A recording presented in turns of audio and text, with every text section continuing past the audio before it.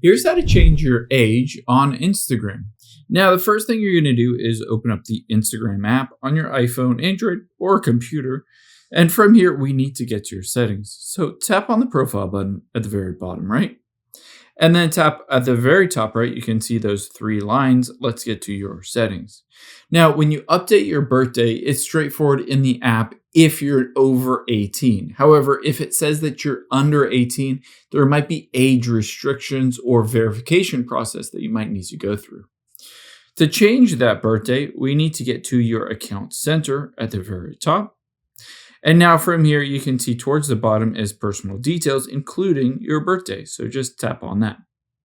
And there is your birthday. Just tap on it. And you can update your current birthday by tapping on edit and then tapping on here.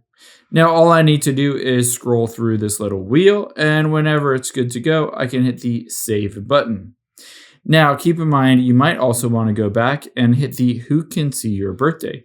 And you can limit or change the visibility of who can see your birthday on Instagram, Facebook, etc. Keep in mind, again, if you're changing your birthday and the old birthday made you under 18, it might ask you for additional verification to prove that you are over 18.